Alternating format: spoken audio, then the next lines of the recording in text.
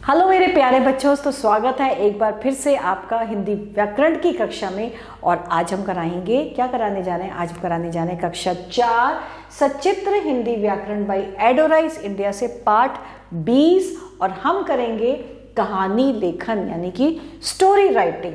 तो सबसे पहले कहानी लेखन के हम सुनते हैं क्या क्या करना आवश्यक है, इसके लिए क्या क्या कौन कौन से मुख्य अंग होते हैं। चलिए हम समझते हैं। कहानियां सभी की प्रिय होती हैं।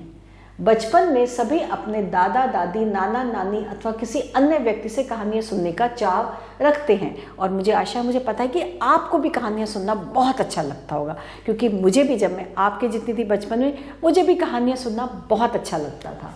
कहानियां लंबे समय तक याद रहती हैं। कहानियां प्रायः राजा रानी, साधारण लोक जीवन, पशु पक्षी से संबंधित होती हैं। इन सबको ही कहानी के पात्र कहा जाता है। कहानी में होने वाली घटनाएं कथा वस्तु कहलाती हैं। पात्रों द्वारा आपस में की गई बातचीत को कथोपकथन कहते हैं। प्रत्येक कहानी किसी न किसी प्रयोजन हेतु लिखी जाती है। इसी को कहानी का उद्देश्य कहा जाता है। इस प्रकार कहानी के 4 अंग होते हैं। सबसे पहला कथा वस्तु, ये काल्पनिक या वास्तविक हो सकती है। फिर है पात्र, ये मनुष्य, पशु पक्षी आदि हो सकते हैं।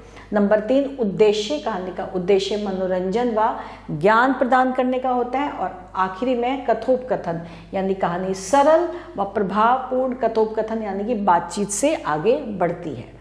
संकेतों के आधार पर कहानी लिखना। नीचे संकेतों के आधार पर कहानी दी गई है, इसका अब हम अध्ययन करेंगे। यानी कि यहाँ पे संकेत है और यहाँ पे कहानी है, तो हम पढ़ते हैं। संकेत ये हैं जैसे घना जंगल, बहेलिया का आना, जाल फैलाना, कबूतरों का पेड़ पर बैठना, दाना चुगना, नीचे उतरना इत्यादि। तो ये हमें संकेत हैं। और यहाँ पे है कहानी। एक दिन एक घने जंगल में एक बहेलिया कबूतर पकड़ने आया। उसने एक पेड़ के नीचे दाने डालकर अपना जाल फैला दिया। थोड़ी देर बाद बहुत से कबूतर उस पेड़ पर आकर बैठ गए। जब उन्होंने जमीन पर बहुत सारा दाना बिखरा हुआ देखा तो वे उसे चुगने के लिए नीचे उतरते ही वे जाल में फंस गए। जाल में फंसते ही सारे कबूतर चिल्लाने लगे और जाल काटकर निकलने की कोशिश करने लगे। कबूतरों के सरदार ने सबको चुप कराया और कहा, यह जाल बहुत सख्त है, ऐसे नहीं कटेगा, हमें इसे एक साथ लेकर उड़ना पड़ेगा। कबूतर एक साथ उड़ने की तैयारी करने लगे। बहेलिया ने जब यह देखा तो वह दौड़ता हुआ आया, मगर जब तक वह वहां पहुंचा कबूतर जाल लेकर उड़ गए थे। पहाड़ी के उस पार कबूतरों के सरदार का दोस्त एक चूहा रहता था। कबूतर जाल लेकर पहाड़ी के उस पार पहुंचे और जाल समेत जमीन पर उतर गए। सरदार के आवाज देने पर चूहा बाहर निकल कर आया और उसने अपने तेज दांतों से उस जाल को काट दिया। इस प्रकार सारे कबूतर जाल से मुक्त हो गए। उन्होंने चूहे को धन्यवाद दिया और उड़ गए। तो बच्चों, ये थी हमारी कहानी। और लेकिन इस कहानी से हमें शिक्षा क्या मिलती है? क्योंकि हर कहानी से हमें कोई ना कोई शिक्षा मिलती है। इससे हमें ये शिक्षा मिलती है कि मिलजुल कर काम करने से संकट, कोई भी परेशानी हो, कोई भी हमारे पर कोई भी आफत हो, कुछ भी हो, वह दूर हो जाता है अगर हम लोग मिलजुल कर काम करेंगे। तो इस तरह से कहानियां होती हैं। और इस कहानी का नाम था संगठन की शक्ति।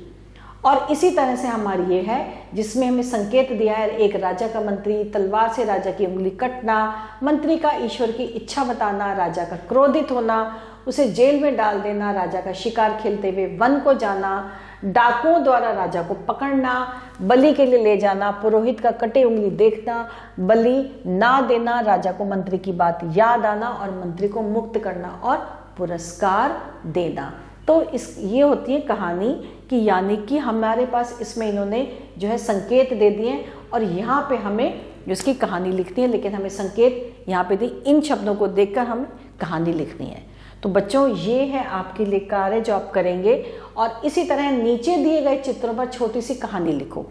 अब हमें छोटी सी कहानी लिखनी है। कैसे? जैसे कि ये एक कहानी है, इसमें 2 कुत्ते बने हुए हैं, है ना। और नीचे क्या है? नीचे पानी बह रहा है और ऊपर ये संकरा सा एक लकड़ी का पुल है। तो पहले हम ये कहानी का देखते हैं कि क्या है कहानी। इधर देखा है, ये 2 कुत्ते आपस में जा रहे हैं। एक को इधर जाना है इस दिशा में और एक कुत्ते को इस दिशा में जाना है। तो ये आपस में कह रहे हैं कि पहले मैं जाऊंगा, और दोनों आपस में देखो गुस्सा कर रहे हैं। वो कह रहे हैं नहीं पहले मुझे जाने दो, दूसरा कह रहा है नहीं पहले मुझे जाने दो। तो दोनों आपस में लड़ रहे हैं, लेकिन कोई मित्रता पूर्वक दिमाग से काम नहीं ले रहा है, और दोनों लड़ने लगे। कोई भी एक दूसरे को की बात मानने को तैयार नहीं था, और दोनों ने लड़ते लड़ते दोनों आपस में कहाँ, पानी में गिर गए।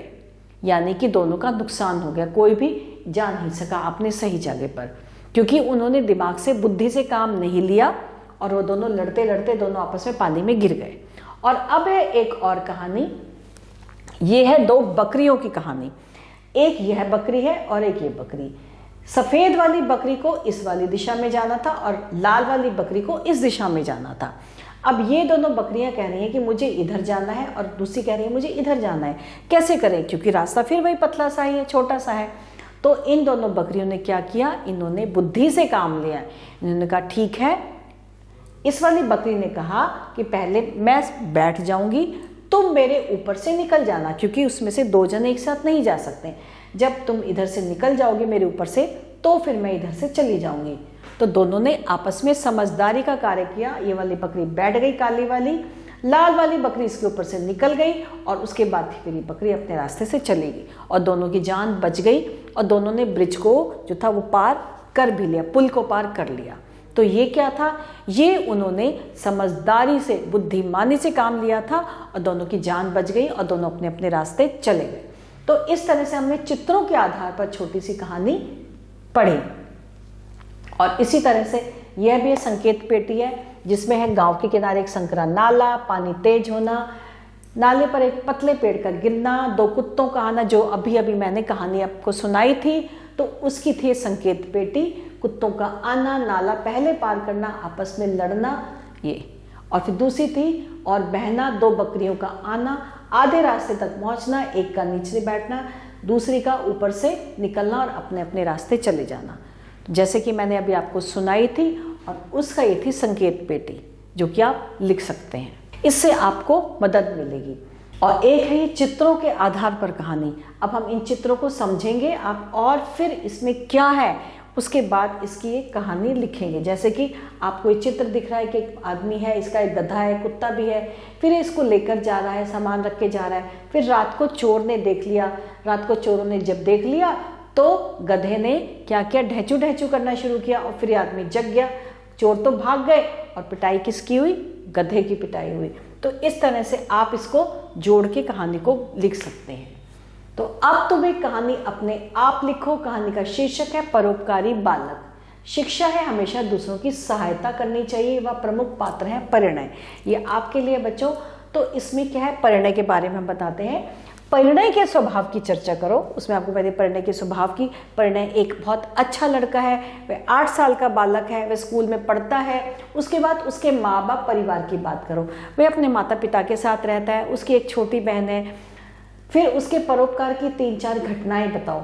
वह बहुत अच्छा बालक है, उसके अंदर बहुत ही दया है, वह जब भी किसी को देखता है वह उसकी मदद करने के लिए हमेशा तैयार रहता है।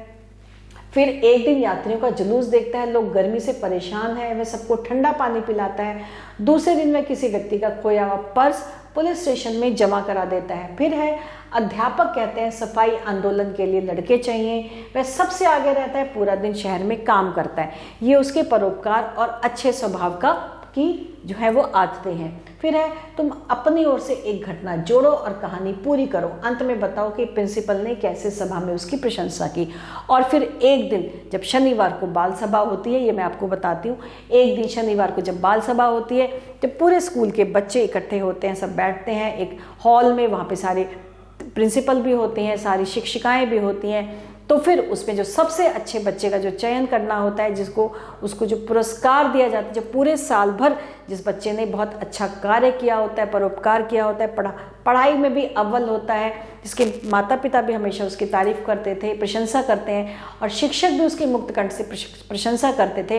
तो फिर उसमें जो है परिणय को बुलाया जाता है, और जो प्रिंसिपल होते हैं वो उसकी बहुत ही प्रशंसा करते हैं, सब बच्चे ताली बजाते हैं, और परिणय को उसकी प्रिय पुस्तकें उपहार स्वरूप दी जाती हैं। तो इस तरह से हम ये कहानी को पूर्ण कर सकते हैं। अब चित्रकथा को थोड़ा परिवर्तित करके इस प्रकार भी लिखवाया जा सकता है, जैसे कि संकेत में एक जंगल में आप भटक कर बहुत घबरा गए, किंतु वहाँ नदी, पहाड़, झरने, पेड़ पौधे और खरगोश देखकर सांत्वना मिली और आप सकुशल लौट आए। इस तरह से भी एक कहानी को आप जोड़ के बना सकते हैं।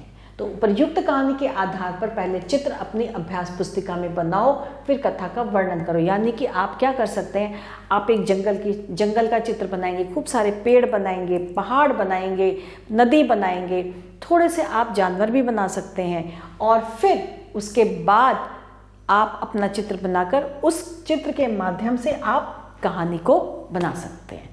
देखिए आपने कितना मनोरंजक पाठ था, और मैं आशा करती हूँ पाठ पढ़कर आपको बहुत अच्छा लगा होगा और आपने बहुत नई नई चीज़ें सीखी भी होंगी कि कहानी लिखते समय, बोलते समय, बनाते समय किन किन बातों का ध्यान रखना चाहिए। क्योंकि मुझे तो ये पाठ बहुत अच्छा लगा और मैं आशा करती हूँ आपको भी पाठ बहुत ही महत्वपूर्ण लगा होगा। इसके साथ हमारे आज का पाठ यहीं समाप्त होता है। आभार।